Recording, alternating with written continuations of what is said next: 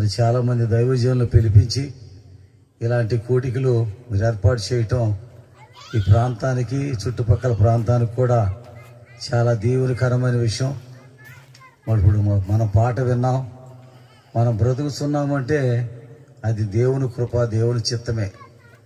దేవుడు మనల్ని బ్రతికించాడు గనక ఈరోజు ఈ కూడికలో పాలు పంపులు పొంది దైవ దీవెనలు పొందడానికి మనం సమయాన్ని కేటాయించి ఈ స్థలానికి వచ్చిన చాలా సంతోషకరమైన విషయం. మరి దైవజనులు ప్రకాష్ గారు ఒక చక్కని మాట సాక్ష్యం చెప్పారు. ఏమిటంటే నాకు ఎంతో ఆశ్చర్యకరము, సంతోషం వేసింది. దాన్ని బట్టి వాక్యం చెబుదాం అనుకున్నా కూడా దాన్ని బట్టి మద్రాసులో ఉన్న కొన్ని సాక్ష్యం, ప్రారంభ సాక్ష్యం, కొన్ని విషయాలు చెప్పాలని ఆలోచన కలిగింది. ఎవరైతే నన్ను కోపడ్డారో, ఎవరైతే నన్ను గద్దించారో, ఎవరైతే నన్ను ప్రేమహీనతగా మాట్లాడారో వారు నన్ను ఆదరించారు, పరామర్శించారు, కొన్ని లక్షలు సహాయం చేసి నా కష్టకాలాల్లో ఆదుకున్నారని. మరి చిన్న సేవకుడికి అన్ని లక్షలు సహకరించి సహాయం చేయటం అనేది చాలా అద్భుతకరమైన విషయం. ఎందుకంటే జ్ఞానవంతులు, అనుభవం పొందినవారు, దైవికము కలిగిన వారు, కుటుంబ విషయాల్లో ఆర్థిక పరిస్థితి నిలబడిన వారు ఎవరు మంచివారో, ఎవరు మంచివారు కారో, ఎవరు ఎదుగుతారో, ఎవరు ఎదగరో, ఎవరు అభివృద్ధి పొందుతారో, ఎవరు అభివృద్ధి పొందారో ఆలోచించి అలాంటి అభివృద్ధి పొందటానికి సహకరించే మరి అలాంటి ఉత్తములు మరి ప్రాంతాల్లో ఉండటం వల్ల మరి మానవ జీవితంలో మానవ మనుగడ ముందుకు సాగిపోతూ ఉంది.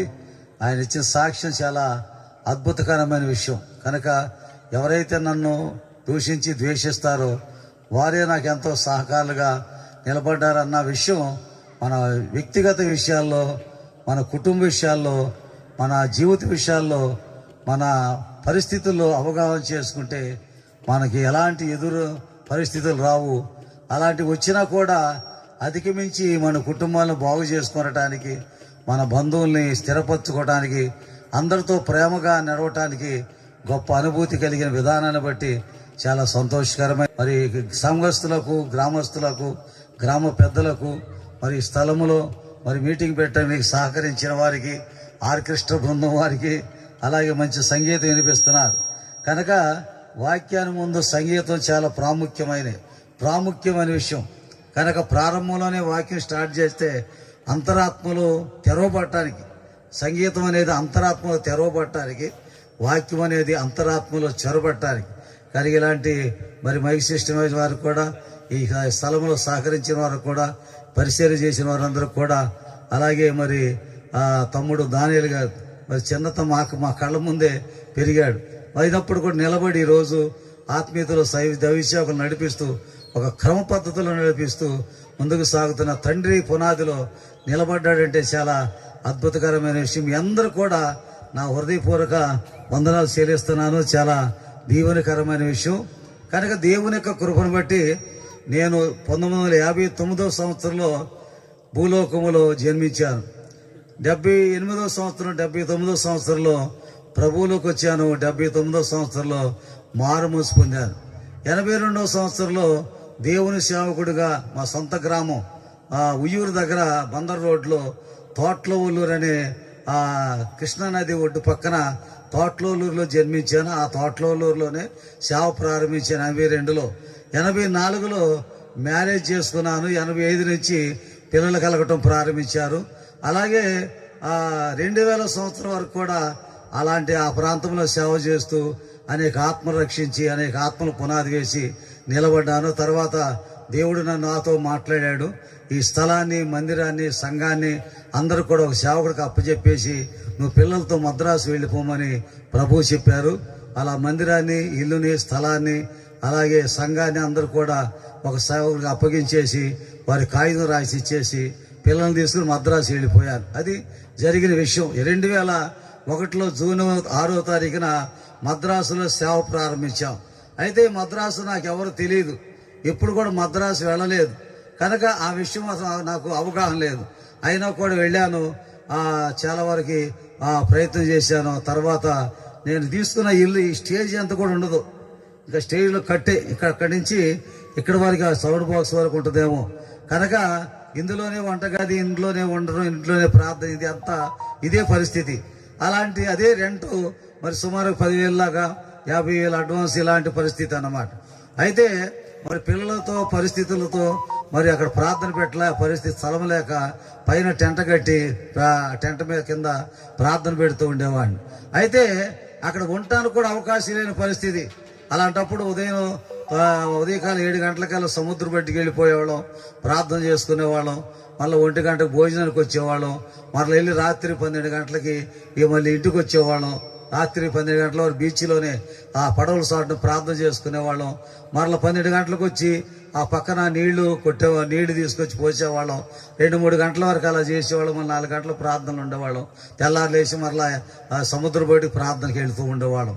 ఇలా జరిగిపోతూ ఉంది కార్యక్రమం, ఇలా జరిగిపోతూ ఉంది. అయితే పైన మిద్ది మీద మేము ఉన్న కింద ఇంటి వాండ్రోళ్ళు ఉండేవాళ్ళు. అయితే ఇంటి వాండ్రోళ్ళ పరిస్థితి ఏమిటంటే వాళ్ళు ముత్తాతకి ఆ మెంటలే, వాళ్ళ తాతకి మెంటలే, ఆ కుటుంబాల వారి మెంటలే, మనవరాలు కూడా మెంటలే. ఈ మనవరాలు యవనస్తురాలు. ఇప్పుడు ఏమవుతుందంటే ఈ పాస్టర్ గారు పైనుంటి మంటేస్తున్నాడు.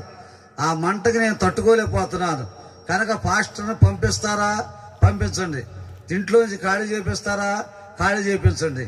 ఖాళీ చేపించకపోతే నేను సముద్రంలో దూకుతాను, ఉరేసుకుని చచ్చిపోతాను, కిరోసి పోసుకుని కాల్చిన చచ్చిపోతానని ఆ యవనస్తురాలు ప్రతిరోజు గొడవ చేయటం, ఇంట్లో గొడవ చేయటం, బయట గొడవ చేయటం, అట్లా గొడవ చేయటం, కేకలేయటం ఇలా జరుగుతుంది. ఆ ఇంటి వారికేమో పాపం దూరం నుంచి వచ్చాడు పిల్లలు, మరి పరిస్థితి ఇప్పుడు ఖాళీ చేయమంటే అతను ఎలా చంటి పిల్లలతో వచ్చాడు, ఎలాంటి పరిస్థితి అని ఆ ఇంటి వారికి అవగాహన కానీ అనలేకపోతున్నారు. పక్కన పెద్దవాళ్ళు ఉంటారు కదా, ముసలి వాళ్ళు, ఆళ్ళీళ్ళు. ఆ యవనస్తురాలు నుంచి ఏమమ్మా నీ పరిస్థితి బాగాలేదు, నీకు మెంటలు వచ్చింది, అదేదో పిల్లలు కలిగినోడు, అదేదో చిన్నగా ఇల్లు దొరక్క అక్కడ ఉన్నాడు, కొద్ది కాలం తర్వాత వెళ్ళిపోతాడు. ఏంటంటే ఆ వాళ్ళు చెప్పిన మాట కూడా వినుకోకుండా ఆమె చనిపోతానే నిర్ణయంతో అని వారం దినాల తర్వాత ఆ యవనస్తురాలు కనపడకుండా అయిపోయింది. తిరిగారు, వెతికారు. సిటీలో తప్పిపోతే ఎక్కడ దొరుకుతారు? కనిపించలేదు. కనిపించబోతే ఇక ఆమె చచ్చిపోయిందని నిర్ధారణ చేసుకుని వదిలేశారు. అయితే నా మనస్సాక్షి మాత్రం గద్దించింది. నేను వచ్చి ఆ పాపని మరణానికి తీసుకుని వెళ్ళానా అని ప్రభు దగ్గర పట్టుదల కలిగి, ప్రభు నువ్వు మద్రాసు వెళ్ళమన్నావు. మరి ఆంధ్రాలో గొప్ప సేవ చేశాను. సుమారుగా 30 మంది శిష్య బృందాలను ఏర్పాటు చేశాను. 30 సంఘాలు కట్టాను. సొంత స్థలం, మందిరం, ఇల్లు కట్టి సుమారు 1000 మంది విశ్వాసులు కూడా వేరే సేవడికి అప్పచెప్పాను. ఇప్పుడు నిరాధారంగా సంటి పిల్లతో ఏమీ లేని వాడికి వచ్చి ఈ చిన్న గదిలో బ్రగ్గుతున్నాను. అయినా కూడా ఆ సముద్రం ఇచ్చావు గనక ఆ సముద్రం ఒడ్డు ప్రార్థన చేసుకుంటూ వస్తున్నాం. చల్లటి గాలి వేస్తుంది, హాయిగా చేస్తున్నాం.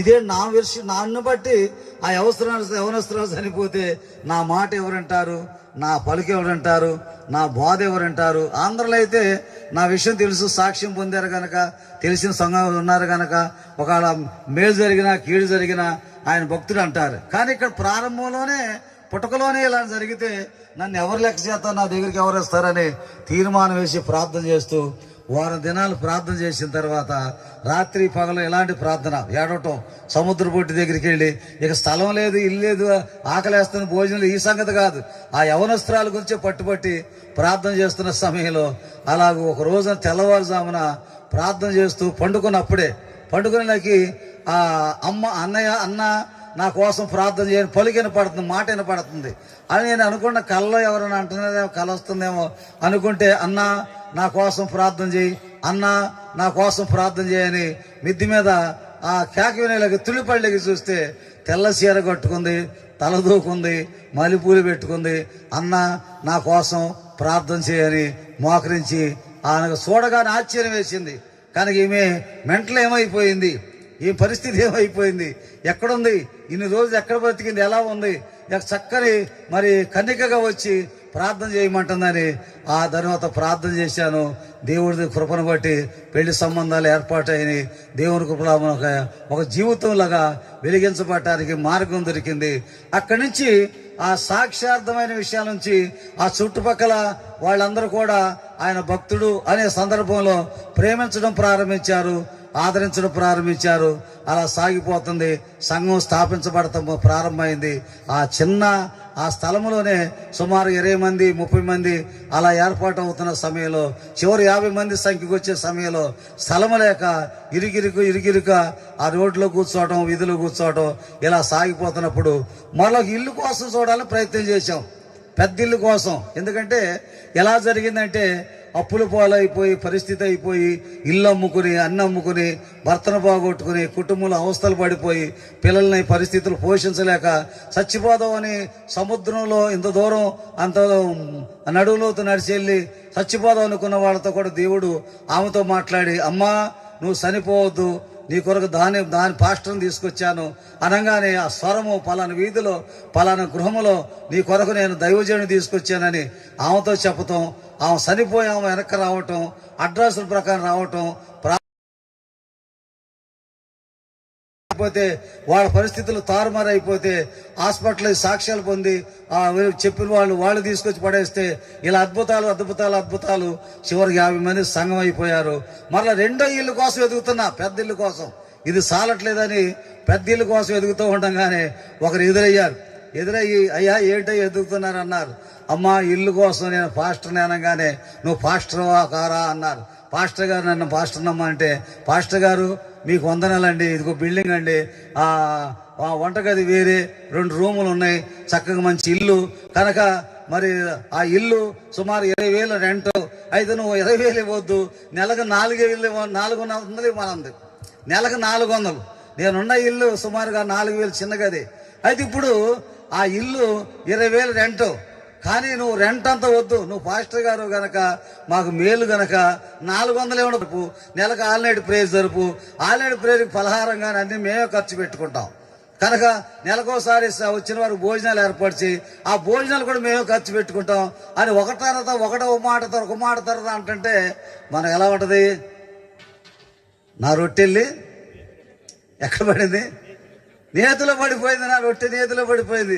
రెంట తక్కువ అంటుంది, పలహారం అంటుంది, ఆల్నైట్ ప్రేయర్ అంటుంది. ఎంతమంది అయినా వచ్చి ప్రార్థన. సిటీలో ఎలా ఉంటుందంటే ఎవరైనా బంధువులు వస్తే ఏమండి ఇన్ని రోజులు ఉంటారు, ఇన్ని రోజులు ఉన్నారేంటి అంటారు. సిటీలో మనం అందరికి తెలిసిన విషయమే. అలాంటి విషయంలో మరి 50 మంది 40 మంది సంఘం 50 మంది సంఘం ఉండాలంటే మీరు ప్రార్థనలు పెట్టండి, ఆల్రెడీ పెట్టండి, ఇవన్నీ చెప్తుంటే ఎంత ధన్యత దొరికిందని దేవుని కృప, దేవుడు నన్ను వదిలిపెట్టలేదని టక్కమంట ఆ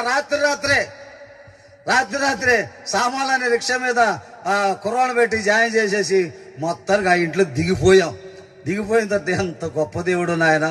అది నేను ఆంధ్రాలో వదిలిపెట్టిన స్థలం చిన్నదే కానీ 3 సెంట్ల స్థలం, ఆ చిన్న ఇల్లు భార్య కానీ మూల పడిపోయారు. అందరు విషజ్వరాలు, కానీ గుండె నొప్పి, ఇలాగ నాకు కూడా గుండె నొప్పి, విషజ్వరం. ఈ మెత్తి మీదకి వెళ్ళి ప్రార్థన చేస్తుంటే 1 రోజులు తపస్సు చేశాం. 1 రోజులు ప్రార్థన చేస్తే అసలు జరిగిన విషయం ఏమిటంటే ఆ ఇంటికి శాదబడి చేశారు. ఆ ఇంట్లో ఎవరు ఉండకోకుండా వెళ్ళిపోవాలని, ఇంటిని ఆక్రమించుకోవాలని ఈ రోజులు ఆ ఇంటికి శాదబడి చేశారు. ఆ శాదబడి శక్తులన్నీ మా మీద పడిపోతే ఇంటి వాళ్ళందరికీ పరిస్థితి, ఆ ఇంటి వాండర్ రావటం, ఇంటి వాండరం కూతురు రావటం, అయ్యో బాధగొన్నారని పరిచయం చేయటం, ఆ వంటలు తోమటం, వంట చేయటం. ఎందుకంటే వాళ్ళకి తెలుసు వృత్తాంతం అంతా. అంతకుముందు పాస్టర్లు పెడితే పారిపోయారు కనుక ఇల్లు వాళ్ళకి ఏదో ప్రమాదం జరగటం, హాస్పిటల్కి వెళతాం, యాక్సిడెంట్ జరగటం, ఇలాంటివి జరుగుతుంది. వేరే ఒక ఇల్లు ఉంది జరగటం, ఇలాంటివి జరుగుతున్నాయి.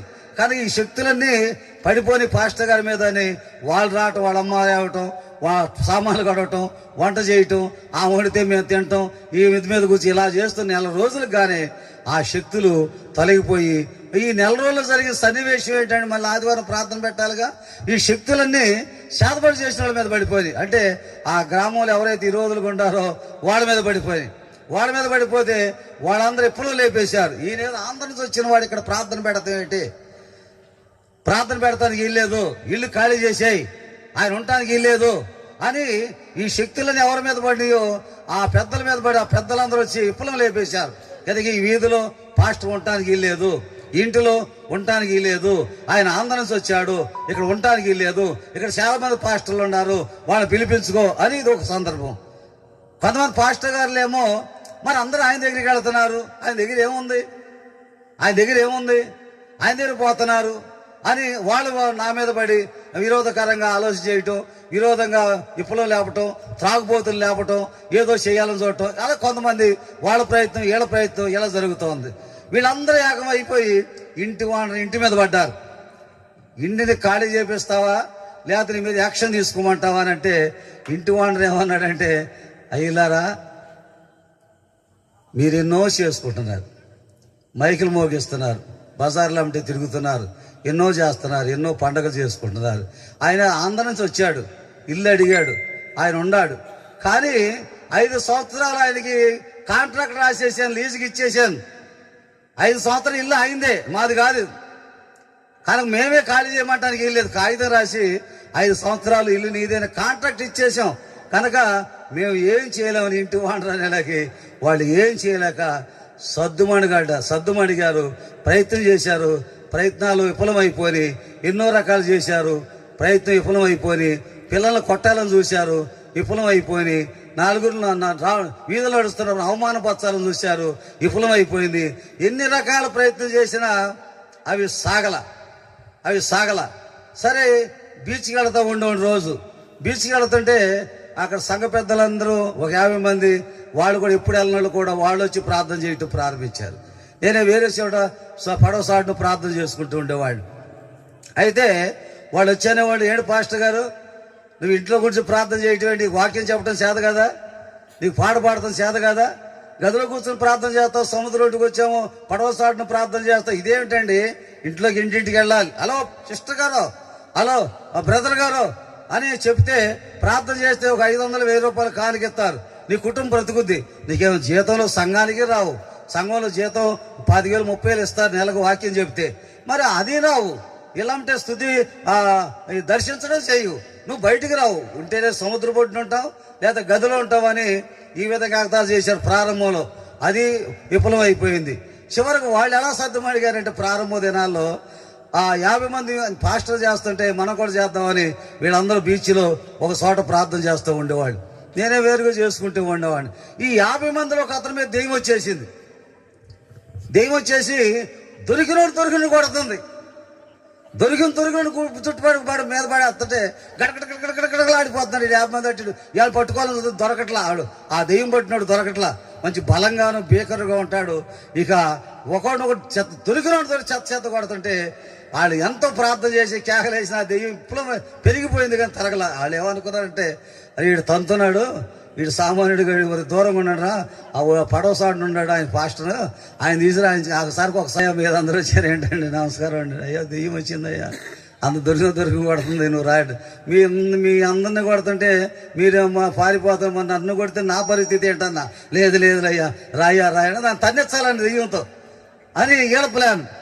ఎట్టకేలకు బయలుదేరి వస్తుంటే అతను వస్తే అగ్గిని కాల్చేస్తుంది, నన్ను నేను తట్టుకోలేను, అది వస్తుంది, అది అగ్గిని వస్తుంది, అది వస్తుంది, పరిశుద్ధాత్మ అగ్గిని వస్తుంది, కాలిపోతానని పర్రమాట ఆ బలశివుడు గొల్లి అంటాడు కింద పడిపోయాడు. నేను వచ్చేలాగే అయిపు లేకుండా పడిపోయాడు, సృహ లేకుండా పడిపోయాడు, ఊపిరి లేదు, సృహ లేదు, ఏం లేదు.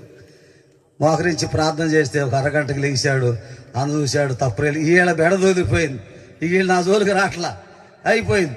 మరి వీధిలో సంగతి ఏంటి, వీధిలో మరి మేమున్న వీధిలో గలిబిలిగా ఉంది కదా. ఆ సమయంలో ఒక స్తుతికూటం పెట్టమన్నాడు ప్రభు. అప్పుడు నున్నదాసాయి గారిని పిలిపించి స్తుతికూటం పెట్టాం, వీధిలో పెట్టి కూటం అయిపోయింది.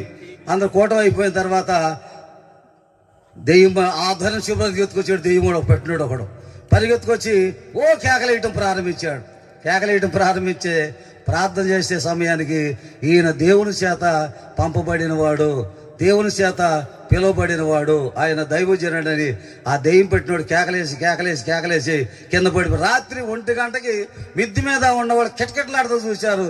ఆ సన్నివేశం చూసిన తర్వాత, ఆ దెయ్యం పోయిన తర్వాత నేను మిద్ది దిగి బయటకు వస్తున్నానంటే కుర్చీల మీద కూర్చున్న వాళ్ళు కూడా, మంచం మీద కూర్చున్న వాళ్ళు కూడా, మెట్ల మీద కూర్చున్న కూడా నిలబడి స్తంభాలాగా అయిపోవటం ప్రారంభించారు. అక్కడి నుంచి ఇంటింటికి ప్రార్థన చేసుకున్నారు. ఆశ్చర్యకరమైన అద్భుతకరమైన కార్యాన్ని దేవుడు జరిగించాడు. 2001లో వెళ్ళాను. ఏ జీతాల మీద ఆధారపడలేదు, ప్రార్థన మీద నిలబడ్డాను. నేను ఇచ్చింది దేవుడికి 3 సెంట్లే ఆంధ్రాలో, కానీ అక్కడ 5 సెంట్లున్నర ఇచ్చాడు. అలాగే నేను ఉన్న ఇల్లు దేవుడు ఇచ్చాడు. ఇల్లేమో గ్రౌండ్ ఫ్లోర్ ఇచ్చాడు దేవుడు. ఈ మందిరేమో ఆ యొక్క సుమారుగా 66 అడుగుల పొడవు 24 ఎడల్పుతో మందిరం ఇచ్చాడు. దేవుడు ఆశ్చర్యకరంగా గొప్ప సంఘాన్ని స్థాపించాడు. 100 మంది సంఘాన్ని ఇచ్చాడు. చుట్టుపక్కల మరల అక్కడ కూడా ఒక 30 మంది శిష్యుల బృందాలని, అటు బెంగళూరు కానీ, కడప కానీ, నెల్లూరు కానీ, గూడూరు కానీ, అటు చుట్టుపక్కల కూడా శిష్యుల్ని సంఘాలను స్థాపించాడు. దేవుడు మహత్తరమైన కార్యాన్ని దేవుడు ఇచ్చాడు, దేవుడు నిలబెట్టాడు. కనుక దేవుని ఉద్దేశం ఏమిటంటే, ఎవరైతే నా మీద కక్ష పూనారో, ఎవరైతే నన్ను తరివేయాలనుకున్నారో, ఎవరైతే అవమానపరచాలనుకున్నారో, ఎవరైతే గేలి చేయాలనుకున్నారో వాళ్లే గౌరవించారు, వాళ్లే ప్రేమించారు. ఈ రోజు దైవజనుడు అంటే ఆయనేరా. దేవుని మీద ఆధారపడ్డాడు, పిల్లలను బట్టి తీసుకొచ్చాడు. కష్టమో నష్టమో ప్రభు దగ్గర కన్నీరు గార్చాడు. గొప్ప మందిరాన్ని కట్టుకున్నాడు, ఇల్లు కట్టుకున్నాడు. ఒక జీతానికి కానీ, ఒక డబ్బుకు కానీ ఆశపడకుండా ఉంటే ప్రార్థనలో దేవుని దగ్గర కనిపెట్టాడు. అతని కుటుంబం ఎప్పుడు చూసినా 20 మంది 30 మంది ప్రార్థనలో ఉంటున్నారు, తీర్మానాలు వేస్తున్నారు. అద్భుతకరమైన సేవకుడు అంటే ఆయనేనని వాళ్ళందరూ కూడా పాస్టర్లు కూడా గౌరవించడం ప్రారంభించారు, ప్రేమించడం ప్రారంభించారు. వాక్యం చెప్పనేడు కాదు, అన్ని ఉండి కూడా, అన్ని చేయగలిగిన కూడా ఈయన ఎందుకు దాగి ఉన్నాడు అనేది స్థలము, మందిరము, సంఘము, శిష్య బృందం ఏర్పాటైన తర్వాత దాగి ఉండటానికి కారణం ఏమిటో అప్పుడు అర్థమైంది. ఇప్పుడు ఆ ప్రేమానురాగాలతో దేవుడు నిలబెడటానికి దేవుడు ఆశ్చర్యకరమైన కార్యం చేస్తాడు. కనుక ప్రతి ఒక్కరు కూడా దేవుడు అభివృద్ధి చేస్తాడు, దేవుడు ఆశీర్వాదంతో నిలబెడతాడు, మహత్తరమైన కార్యాలతో నిలబెడతాడు. శాస్త్ర గారు చెప్పాడు కదా, ఈయన సంతానం లేదు, ఈయనకి ఏమి లేదు అన్న పరిస్థితులు, అనుకున్న పరిస్థితులు కూడా దేవుడు నాకు బిడ్డలను ఇచ్చాడు, నిలబెట్టాడని మహత్తరమైన మన జీవితాల్లో దేవుడు, నేను ఎక్కువ వాక్యం చెప్పను కానీ సింపుల్గా చెప్పుకుంటూ వెళ్తాను, మీరు రాసుకుంటే రాసుకోనండి. కొలసీలకు రాసిన పత్రిక 1వ అధ్యాయము 24వ వచనంలో దేవుడు అభివృద్ధి చేయగలిగిన వాడు, మహాభివృద్ధి చేయగలిగిన వాడు అని కొలసీలకు రాసిన పత్రిక 1వ అధ్యాయము కొలసీలకు రాసిన పత్రిక 2వ అధ్యాయం 19వ వచనం చదువుకుందాం. చూడండి, చదవగల మైకులో చదవండి. నేను ఎందుకంటే వర్ణించడం సమయం లేదు కనుక, మరి మద్రాసులో లాగా 9:30కే ముగి నాకు ఆశ్చర్యం వేస్తుంది. మద్రాసులో కూడా 9:30 అయితే కొండరు, ఎందుకంటే వాళ్ళు దూరం వెళ్ళాలి. స్తుతికూటమే పెడతావో, మ్యారేజ్ కార్యక్రమం పెడతావో, మరి పుట్టినరోజు పెడతారో, ఏది పెట్టినా 9:30 అవ్వంగానే ఎవరు ఉండరు. ఎందుకంటే మరి సోమవారం పెనలూరు గ్రామంలో చూశాను, 9 గంటలకే ముగింపు. వాక్యం 8 గంటలకి వాక్యం ఇచ్చారు, 9 గంటల ముగింపు, 10 గంటల భోజనం, వెళ్ళిపోయారు. అది పెనలూరు గ్రామంలో చూశాను సోమవారం. ఈరోజు మాధవారిగూడలో చూస్తున్నాను. కనుక దేవుడు మద్రాసు క్రమం సంతోషకరం. అలాగే మద్రాసు క్రమాన్ని దేవుడు జరిపిస్తున్నట్టే చాలా సంతోషకరం. చూడండి, తొందరగా నేను ఊరిని రెఫరెన్స్ చెబుతాను, మీరు రాసుకోనండి బైబిల్ వాక్యాలు. కొలసీలకు రాసిన పత్రిక 2వ అధ్యాయం 19వ వచనం. కొలసీలకు రాసిన పత్రిక మైకులో చదివితే బాగుంటుంది, అందరూ వింటారు, నేను విని అవగాహన చేసుకుంటాను. కనుక దేవుడు అభివృద్ధి చేస్తాడు, మహాభివృద్ధి చేస్తాడు. కొలసీలకు రాసిన పత్రిక 2వ అధ్యాయం 19వ వచనం. మైక్ ఇస్తే చదివే వాళ్ళకి మైక్ ఇస్తే బాగుంటుంది, మైకులో చదివితే బాగుంటుంది. కనుక దేవుడు ప్రతి దానిలో కూడా ఉన్నదాన్ని అభివృద్ధి చేసేవాడు, ఉన్నదాన్ని ఆస్వాదింపజేసేవాడు, ఉన్నవాటిని పెంపొందింపజేసేవాడు, ఉన్న విషయంలోనే కొదువుగా ఉన్నదాన్ని ఎక్కువగా చేసేవాడు. అలాంటి మహత్తరమైన దేవుడు మన పట్ల ఘనకార్యం చేసేవాడని దేవుని యొక్క మాటలు మనతో వ్రాయబడి. కొలసీలకు రాసిన పత్రిక 2వ అధ్యాయం 19వ వచనం. అతి వినయాశక్తుడై దేవదూతల ఆరాధన యందు ఇచ్చ కలిగి తాను చూచిన వాటిని గూర్చి గొప్పగా చెప్పుకొనుచు తన శరీర సంబంధమైన మనసు వలన ఊరక ఉప్పొంగక శిరస్సును అత్తుకొనని వాడెవడును బహుమానమును అపహరింపనివ్వడు. ఆ శిరస్సు మూలముగా సర్వ శరీరము కీళ్ల చేతను నరముల నరముల చేతను పోషించబడి అతుకబడినదై దేవుని వలన కలుగు వృద్ధితో అభివృద్ధి పొందుతున్నది. చూసారా, చూచిన వాటిని గొప్పగా చెప్పుకొనుసు, ఊరకు ఒప్పంగక, అచ్చి పడక, ఎగిరి పడక, నాకు అది ఉంది నాకు ఇది ఉందని గొప్పతనం చెప్పుకొనక నిలబడేవాడు దేవుడిచ్చే బహుమానాన్ని అపహరింపనివ్వడు, దేవుడిచ్చే బహుమానాన్ని అపహరింపబడడు. అలాంటి ఆ అపహరించకుండా కాపాడుకునేవాడిని దేవుడు అభివృద్ధి చేస్తాడు, మహా అభివృద్ధి చేస్తాడు. దేనిలో అభివృద్ధి చేస్తాడు? ఏ విషయంలో అభివృద్ధి చేస్తాడు? ఏ విషయంలో పెరుగుదల అవుతాం? ఏ విషయంలో గొప్పవాడు అవుతాం? ఏ విషయంలో గొప్పగా దీవిస్తాడంటే, ఇప్పుడు పాస్టర్ గారు చెప్పిన అభివృద్ధి చేసేవాడు. మనకు ఒక కుమారుడు అయినా, ఒక కుమార్తె అయినా, ఇద్దరు కుమారులైనా, ముగ్గురు కుమారులైనా, కుమార్తెలైనా వారిని అభివృద్ధి చేసే దేవుడు. మన సంతానము గుడ్డివారుగా కుంటివారుగా చేయడు. తన ప్రజలకు సంతాన వృద్ధి కలుగజేసెను. వారి విరోధుల కంటే అధిక బలము దేవుడు అనుగ్రహించేవాడు. దేవుని స్తోత్రం. మొట్టమొదటిగా దేవుడు అభివృద్ధి సంతానాన్ని అభివృద్ధి చేస్తాడు దేవుడు. కనుక ఎంతమంది విరోధులు ఉంటారో అంత అధిక బలాన్ని దేవుడు కలగజేస్తాడు. విరోధులు ఉన్నారని వాళ్ళ మీద కక్ష పెట్టుకోవడం, విరోధం పెట్టుకోవడం, కక్షపంతో వాళ్ళకి హాని చేయటం, వాళ్ళకి విరోధంగా మాట్లాడటం, వాళ్ళ గురించి చెడుగా మాట్లాడటం, అసలు మనం మాట్లాడకూడదు. వాళ్ళ విరోధులంటే దేవుడు గొప్ప కార్యం మనం చేస్తాడని, కనుక వారింట్లో ఆతిథ్యం ఇచ్చే ధన్యత కూడా దేవుడు కలగజేస్తాడని. కనుక దేవుడు చేసే అద్భుతకరమైన విషయం ఏమిటంటే, వారికి సంతానాభివృద్ధి కలగజేస్తాను, వారికి ఇచ్చిన సంతానాన్ని అభివృద్ధి చేస్తాను.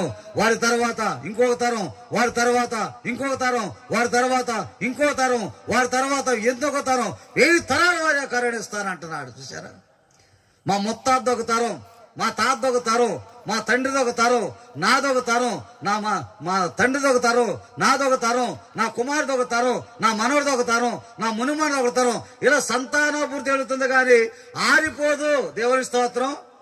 ఆగిపోదు. మనం నిలబడం. మా ముత్తాత వెళ్ళిపోయాడు, మా తాత వెళ్ళిపోయారు, మా నాన్నగారు కూడా వెళ్ళిపోయారు, కానీ ఇప్పుడు 4వ తరం నడుస్తుంది. కనుక ఈ తరాలలో సాగిపోతూ ఉంటే వెళ్ళిపోతూ ఉంటారు, తరం నడుస్తూ ఉంటుంది, వెళ్ళిపోతూ ఉంటారు, నడుస్తూ ఉంటుంది. ఒక బస్సుగా వెళ్తే ఆ బస్సు వెళ్ళిపోద్ది, మళ్ళీ ఇంకో బస్సు వస్తుంది. ఒక ట్రైన్గా వెళ్తే అది వెళ్ళిపోద్ది, మళ్ళీ ఇంకో ట్రైన్ వస్తుంది, ఫ్లైట్ బయలుదేరుద్ది, దాని తర్వాత ఇంకోటి. అలాగూ క్రమక్రమాపోయి సంతానాభివృద్ధి కలగజేసేవాడు దేవుడు. దేవుని స్తోత్రం. రెండోది చూడండి, నిర్గమకాండం 1వ అధ్యాయం 21వ చదువుకుందాం. నిర్గమకాండం 1వ అధ్యాయము 21వ వచనంలో రెండో యొక్క అభివృద్ధి ఏంటో మనం తెలుసుకుందాం. మంత్రసానులు దేవునికి భయపడినందున ఆయన వారికి వంశాభివృద్ధి కలగజేసెను. దేవుని స్తోత్రం. ఐగుప్తు దేశంలో ఇశ్రాయేలుకి డజన్ పిల్లలు పడుతున్నారు. వాళ్ళు క్షేమంగా ఉంటారు, పుష్టిగా ఉంటున్నారు. వాళ్ళకి తిండి లేకపోయినా, వాళ్ళు నీళ్లు త్రాగినా బిడ్డలు బలవంతులుగా ఉంటున్నారు. రాజుకు భయం వచ్చేసింది. వీడు చూస్తేనేమో మన వంశంలో మన పిల్లలు కలగట్లేదు, కలిగిన బక్కోడుగాను ఇలా కనపడుతున్నారు. మరి ఇశ్రాయేలు వంశంలో బలవంతులుగా పడుతున్నారు. వాళ్ళకి తిండి లేదు, వారికి ఇల్లు లేదు, వారికి వస్త్రాలు లేదు, ఏం లేకపోయినా డజన్ పడుతున్నారు. ఆడపిల్లలు మగపిల్లలు అని వాడు మగాళ్ళను పుడితే వాళ్ళు ఎక్కువైపోతే మన మీద యుద్ధం చేసి మన రాజ్యాన్ని స్వాధీనం చేసుకుంటారని ఐగుప్తు రాజు ఏం చేసి అంటే, ఆడవాళ్ళు పుడితేనేమో వదిలేసేయండి, ఆడపిల్లలు పుడితే, మగపిల్లలు పుడితేనేమో గొంతుకు పీసి చంపేసేయండి అని మంత్రసానులకు ఆజ్ఞ జారీ చేశాడు. మంత్రసానులు లోబడ్డారు. కానీ మంత్రసానులు దేవునికి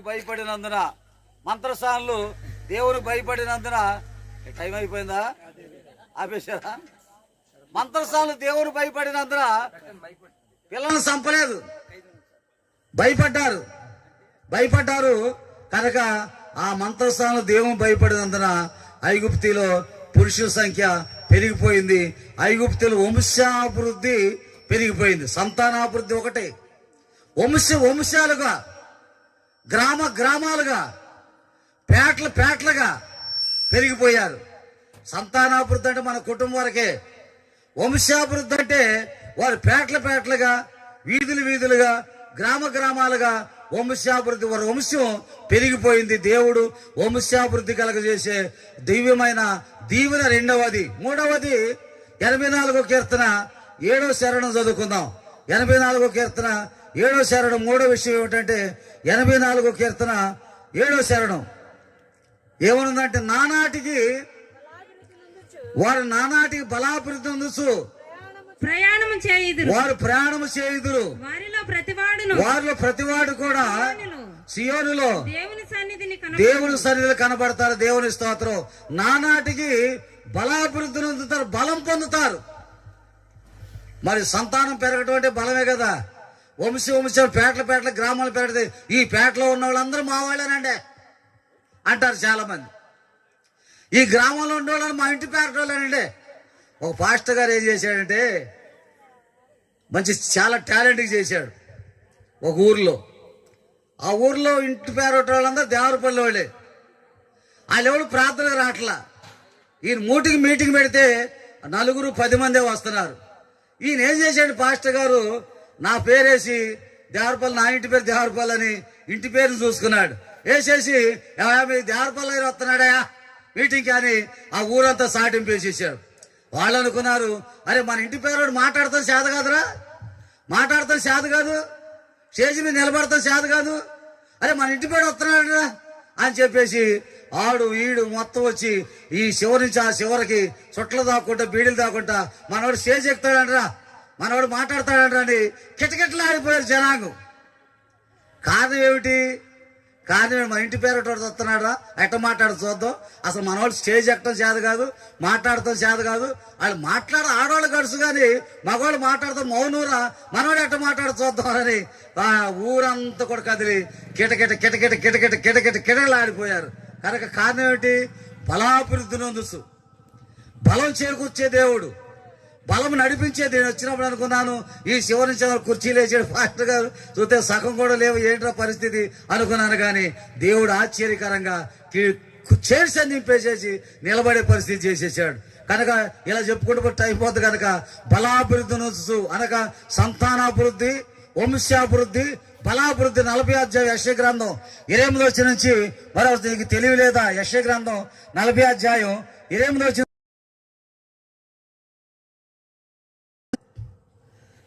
యెషయా గ్రంథం 40వ అధ్యాయం. నీకు తెలియదా? నీవు వినలేదా? భూదిగంతములను సృజించిన యెహోవా నిత్యుడగు దేవుడు, ఆయన సొమ్మసిల్లుడు, అలయడు. ఆయన జ్ఞానమును శోధించుట అసాధ్యము. సొమ్మసిల్లిన వారికి మా ఫలమిచ్చువాడు ఆయనే. శక్తిహీనులకు బలాభివృద్ధి కలిగించేవాడు ఆయనే. సొమ్మసిల్లుదురు, అలయుదురు, యవనస్తులు తప్పక తొట్టిల్లుతారు. యెహోవా కొరకు ఎదురు చూసేవారు నూతన బలం పొందుతారు.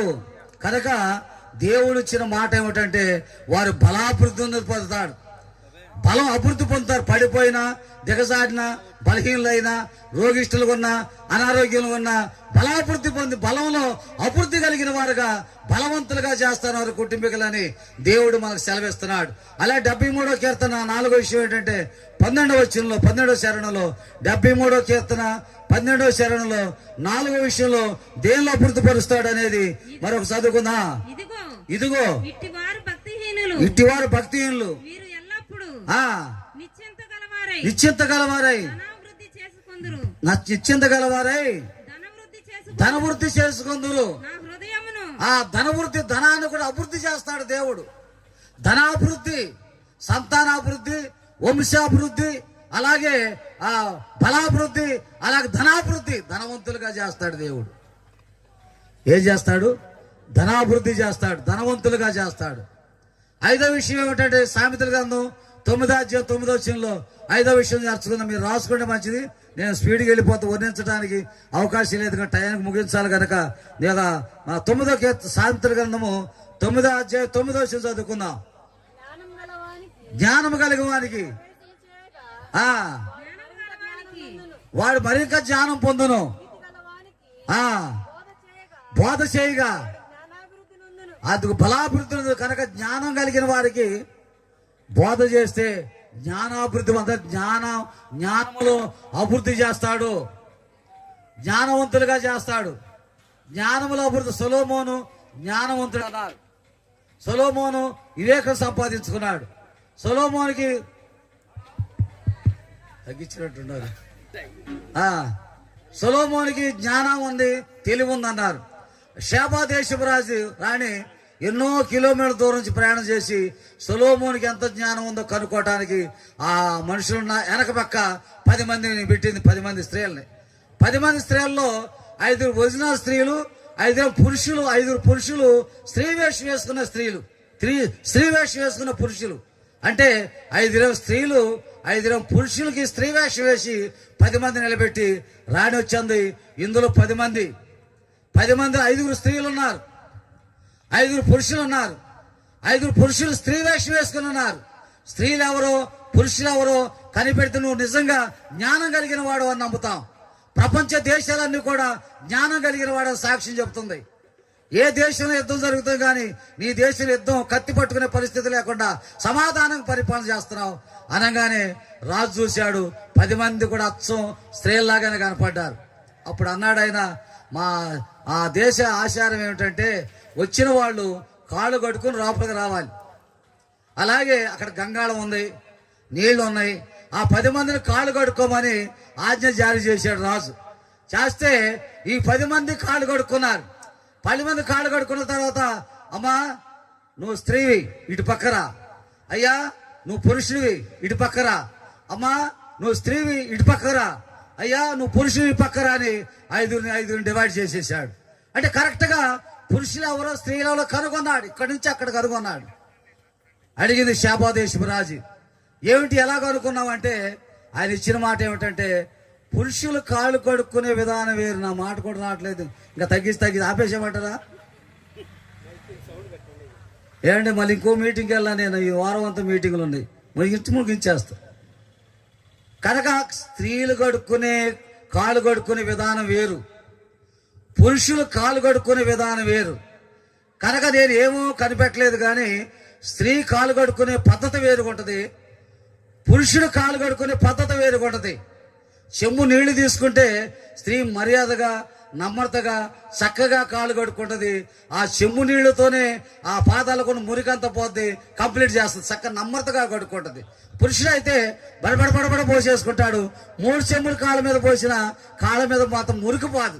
కనుక అందుచేతనే కనిపెట్టినని ఆ విధానాన్ని ఆయన కనిపెట్టి కనుక జ్ఞానాభివృద్ధి కలగజేసేవాడు దేవుడు. హోషేయ గ్రంథం 13వ అధ్యాయం 15వ వచనం మరొకటి చదువుకున్నాం. చూడండి, నేను ముగించేస్తాను, మీరు తొందరపడవద్దు. నేను ఊనే రిఫరెన్స్ చెప్పుకుంటూ వెళ్ళిపోతాను. 13వ అధ్యాయం 15వ వచనం, హోషేయ గ్రంథం 13వ అధ్యాయము 15వ వచనం చదువుకుందాం. చూడండి, మైకిలో చదవాలి. మీరు ఎక్కడ చదివితే వాళ్ళకి వినపడదు, నాకు వినపడదు, టైం వెళ్ళిపోతా ఉంటది. నిజముగా ఎఫ్రాయిము తన సహోదరులలో చాలు. ఎఫ్రాయిము తన సహోదరులు ఫలాభివృద్ధి నొందిన అంటే తోటల్లో ఫలాలు బాగా పెరిగిపోయి ఏ చెట్టు చూసినా మామిడికాయలు కానీ జామ పండ్లు కానీ ద్రాక్షకాయలు కానీ కాయలు గుట్ల కాస్తున్నాయి. అంటే ఫలాభివృద్ధి పొందాను. తోట ఫలాల్లో కూడా అభివృద్ధి పొందాను అని ఉంది వాక్యం. కనుక ఫలాభివృద్ధి కలగజేసేవాడు దేవుడు. అలాగే లోకసువార్త 17వ అధ్యాయం మరొకటి, లోకసువార్త 17వ అధ్యాయం 5వ వచనం చదువుకుందాం. చూడండి, లోకసువార్త 17వ అధ్యాయం 5వ వచనం. లోకసువార్త 17వ అధ్యాయం 5వ వచనాన్ని, అపోస్తలులలో వారి విశ్వాసం వృద్ధి పొందుచు ప్రభుతో చెప్పగా ప్రభు విశ్వాసముల అభివృద్ధి. దేవుడు ఉన్నాడు, దేవుడు కాపాడతాడు, దేవుడు ఆరోగ్యం ఇస్తాడు, దేవుడు రక్షిస్తాడు, దేవుడు నాకు బిడ్డలు ఇస్తాడు, నా బిడ్డలు ప్రయోజనం చేస్తాడు, నా బిడ్డలకు ఉద్యోగాలు వస్తాయి, నా బిడ్డలకు వివాహం క్షేమంగా ఉంటారు, ఐశ్వర్యవంతులుగా ఉంటారు, బలవంతులుగా ఉంటారు, నా బిడ్డలు సంపాదిస్తారు, గొప్ప వాళ్ళు అవుతారు, పేరు పొందిన వాళ్ళు అవుతారు. అది విశ్వాసం. విశ్వాసంలో అభివృద్ధి. ఏ విషయంలో? విశ్వాసంలో అభివృద్ధి. మరొక విషయాన్ని చదువుకుందాం. మరొక విషయం ఏంటంటే ఆ యొక్క 1 కొరింథీయులకు రాసిన పత్రిక 15:58 వచ్చిన ముగించేస్తాను. 1 కొరింథీయులకు రాసిన పత్రిక 15:58 వచ్చిన సహోదరులారా, ప్రభువునందు మీ ప్రయాసం వ్యర్థం కాదని ఎరిగి.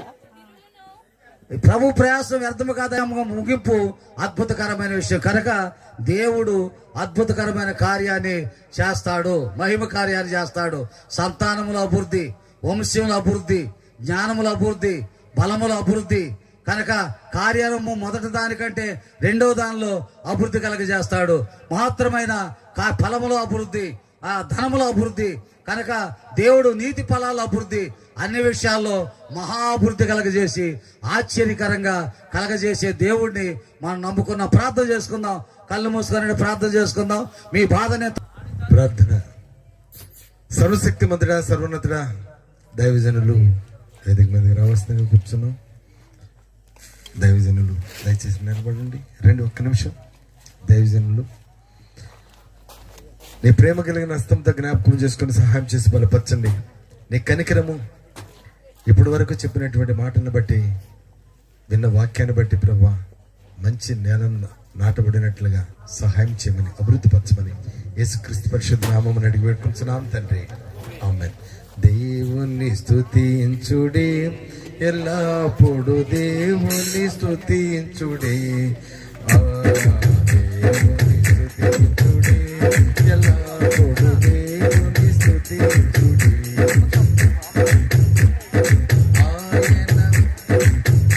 ఆలయమందు ఆయన పరిశుద్ధ ఆలయమందు ఆయన దిలో ఆయన సన్నిధిలో ఎల్లప్పుడు దేవుని స్తుతించుడి, దేవుని స్తుతించుడి, ఎల్లప్పుడు దేవుని స్తుతించుడి. హలో యేసు మహారాజుకి, రోగులు స్వస్థపరిచే దేవునికి, ఆయన ఈ 3 రోజులు క్షేమాభివృద్ధిగా నడిపించి జరిపించినందుకు వేలాది స్తుతులు దేవునికి. హలో యేసు మహారాజుకి, బలో మహేశ్వర రాజుకు, రాజుల రాజుకు, బలో మహేశ్వర రాజుకు, ఈ 3 రోజులు కనుక జరిగించిన యేసయ్యకు, త్వరగా రానున్న యేసయ్యకు, బలో మహేశ్వర యెహోవా స్తుతించుడి, సకల ప్రాణులు యెహోవా స్తుతించుడి. హల్లెలూయా ఆమేన్, హల్లెలూయా ఆమేన్.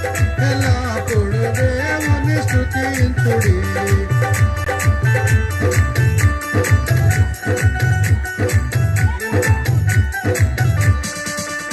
పరచమని మా ప్రభువైన యేసుక్రీస్తు పరిశుద్ధ నామమున అడిగి వేడుకుంటున్నాను తండ్రి.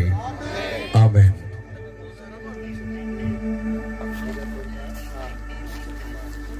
ప్రభునందు ప్రియమైన దేవుని బిడ్డలారా, ఏలే బాబు, మరి ప్రకాష్ బాబు గారి కుమారుడు ఏలే బాబు మరి ఈ దినమున అభిషేకించబడుచున్నాం.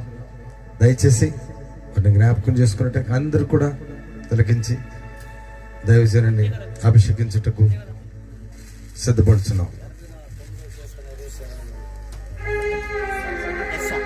89:20 కీర్తన 89:20.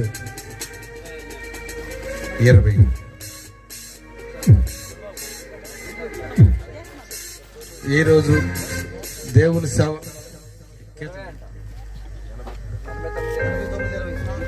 కీర్తన భాగం 89:20 వచ్చిన చరణాన్ని చదువుకుందాం.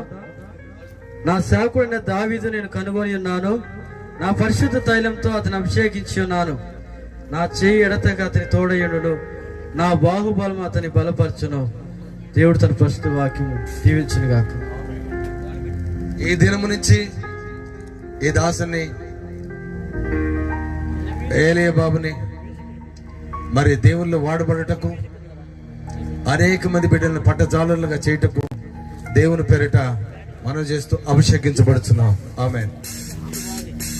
కృప కలిగిన మా ప్రభు, ప్రార్థన చేసుకుందాం. కృప కలిగిన మా ప్రభు, ఈ బిడ్డను దైవ సేవకుడిగా మేమందరూ అభిషేకిస్తున్న సమయంలో మా పెద్దలకి మీరు అభిషేకం చేయించారు. వారి ద్వారా మేము అభిషేకం జరిగించారు. మా ద్వారా మేము అభిషేకం చేస్తుండగా ఇది జీవించి ఆశ్రయించి గొప్ప సేవ చేసి యవనకాలంలో జీవించే భాగ్యం, సంతోషం, ఆనందం ఈ బిడ్డకు అనుకరించి నడిపించి సహాయం చేసి కాపాడగలం. యేసుక్రీస్తు నామములో అడుగుతున్నాము తండ్రి.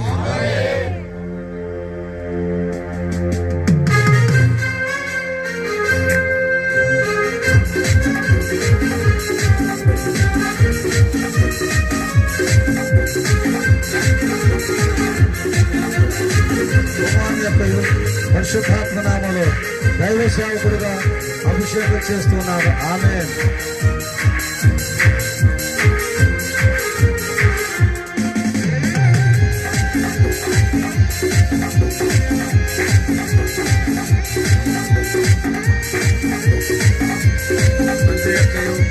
కుమారుని పరిశుద్ధాత్మ పేరిట అభిషేకిస్తున్నాం. అనేక మంది బిడ్డలకు పట్టజాలులుగా ఆత్మజ్ఞానం, ఆత్మ వివేచన కలిగి మనోనేత్రములు తెరవబడి ఈ నామ ఘనతను మహిమపరచుటకు సహాయం చేయమని క్రీస్తు పేరిట అడుగుతున్నాను తండ్రి. ఆమేన్.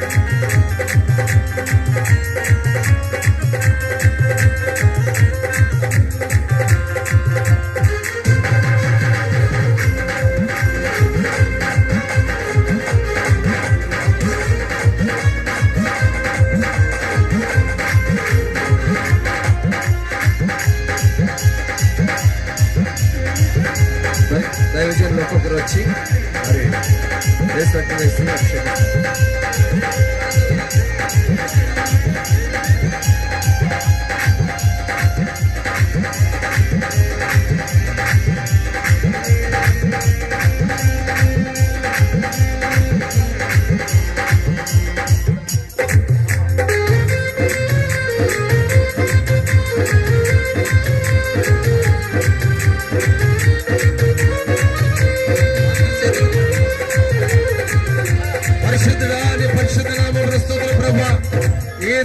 ప్రభు నా తండ్రి, ఈ బిడ్డను ప్రభు నా తండ్రి వాడుకోండి, సహాయం చేయండి.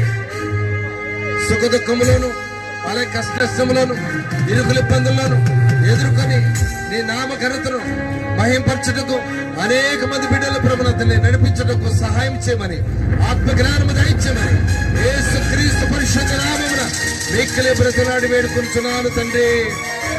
ఆమేన్.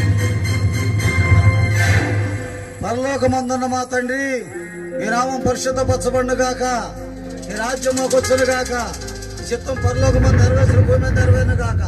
మాకు అవసరం మాకు దయచేయండి, మాటలను క్షమించిన ప్రకారం మీరు మాకు క్షమించండి, శోధనలో చూపించండి. ఎందుచేత రాజ్యము, బలము, శక్తి నిరంతరం నీవన్నావు తండ్రి. ఆమె అరణ్య ప్రదేశంలోను భీకరులు పాడిన ఎడారిలోను నేను వారిని కనుగొని ఆవరించి పరామర్శించి కనుపాపలో కాపాడుతున్నవి మీరు ఇచ్చిన వాగ్దానం బట్టి మీ స్తుతులు ప్రభు. తండ్రి యొక్క కుమారుని యొక్క పరిశుద్ధాత్మ నామములో ప్రభు మేము దీవించబడును గాక. ఆమేన్.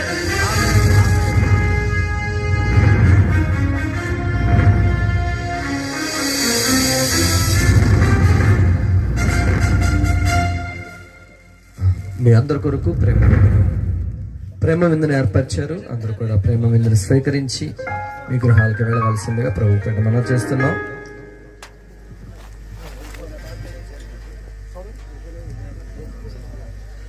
సభలు ఎంతటితో ముగించబడినాయి. మరి ఏ సహవాసానికి, మరి ఏ ప్రార్థనా మందిరానికి వెళ్ళని వారు